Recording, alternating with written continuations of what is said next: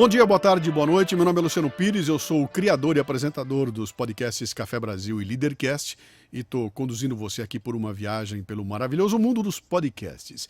Esse é o terceiro vídeo onde eu quero contestar uma daquelas afirmações que diz o seguinte: cara, podcast é coisa de nerd, podcast é coisa de papo pra nerd. Se eu for buscar aquela visão do nerd a partir daqueles filmes que a gente assistiu nos anos 80, eu vou ver, é um sujeito que passa o dia inteiro estudando, trancado no quarto, é um cara que só se liga em tecnologia, é um cara que só quer saber de computador, é um cara que não tem praticamente vida social, etc e tal.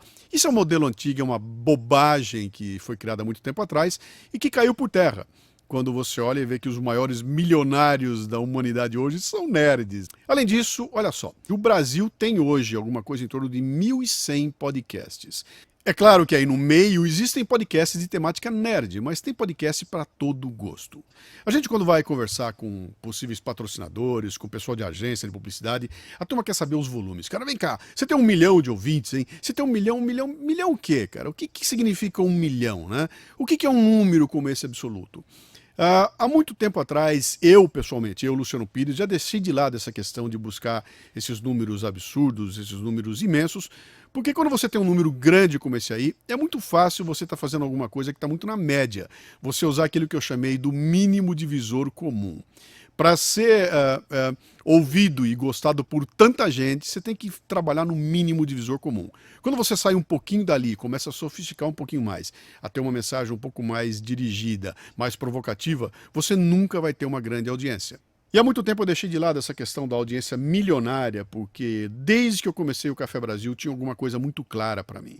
Esse levantamento aqui feito pela Bubox, mostrando a audiência de blogs no Brasil, pode ser trazida para se entender a audiência de podcast também. Olha só, 69% quer entretenimento, 10% quer esporte, 7% querem tecnologia, 4% querem automotivo, 4% querem moda e beleza, 2% querem sexo e só 1% quer cultura e educação. E foi exatamente aí que eu fui amarrar o meu barquinho, cara. Eu quero trabalhar não com aqueles 990 mil dentro daquele 1 milhão que querem entretenimento, querem brincadeirinha, querem piadinha. O que me interessa é buscar ali dentro aquele 1%.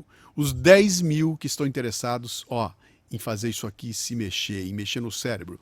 Eu não me interesso por volume de audiência, eu me interesso por qualidade dessa audiência. Isso fica muito claro na medida em que eu defino que o que me interessa é ter uma audiência proprietária. O ouvinte de podcast não está ali por acaso. Ele foi buscar aquele programa. Ele não estava assistindo um filme e de repente começou um segundo programa e ele foi ver o programa. Ele foi atrás. Ele buscou aquilo e está ouvindo aquilo porque ele quer. É aquilo que a gente chama de audiência proprietária. Ela existe para aquele podcast.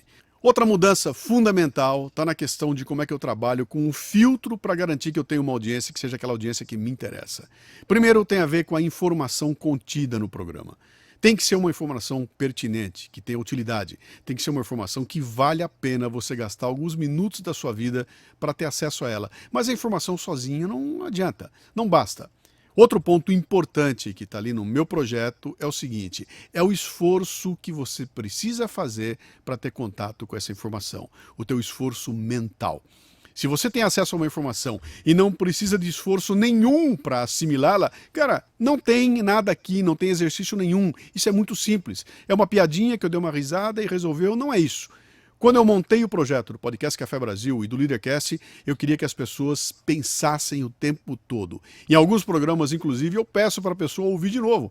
Ou para alguns momentos, falo, cara, volta atrás, escuta de novo esse trecho, que é para a pessoa ir assimilando aquilo devagarinho. Isso por si só já é um filtro, já deixa de fora uma porção de gente que não quer estar ali para ter trabalho, para mim. Esse pessoal não me interessa. Eu quero gente disposta a crescer e ao crescer vai me chamar para crescer junto com elas. O podcast Café Brasil e o Leadercast trabalham com cultura. Cultura para nós é expressão, é o idioma que a gente fala, são as artes, a mídia, o folclore, a literatura. Cultura para nós é educação, a escola, a política educacional. Cultura para nós é comportamento, relações sociais, políticas, ambientais e culturais. E cultura para nós também é cidadania, o indivíduo, a política e a organização social. O Café Brasil trabalha aqui no meio. Ele aborda todos esses tipos de temas das formas mais diversas possíveis. O Café Brasil é uma revista de variedades. A gente pôde ali publicar programas como, por exemplo, o programa falando dos atentados na França, falando do que acontece no Oriente Médio. Ou então um programa que fale de uma ópera, que fale do vá penseiro, mas coloque isso dentro de um escopo político. Podemos colocar no ar programas falando de meritocracia, por exemplo, desmistificando o que vem a ser esse tema. Ou então um programa de política, ela é petista, mas é minha amiga.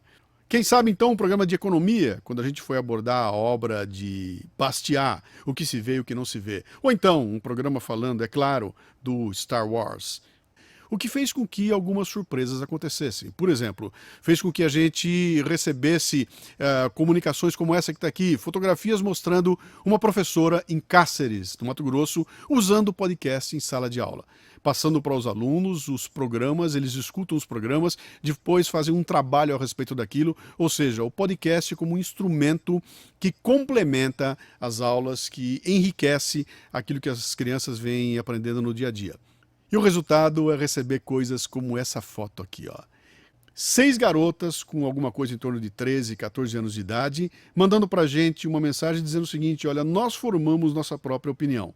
Nós ouvimos o Café Brasil. Podcast é muito mais do que papo de nerd. Podcast é educação, podcast é cultura. Por isso, quando perguntam para mim quem é teu público, eu digo o seguinte, olha, cara, é muito difícil para mim classificar meu público como faixa etária, como público de faixa de interesse, se é um público profissional. Público, para mim, de podcast, tem a ver com visão de mundo. Eu falo para quem quer crescer.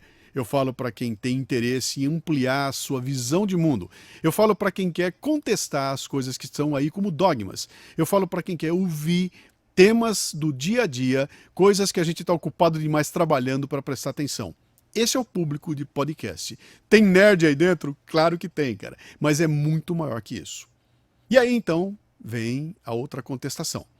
Luciano, mas tudo bem, mas esse público não é qualificado, cara. Isso aí, quem é esse povo todo? Bom, eu quero falar sobre qualificação de público no próximo programa.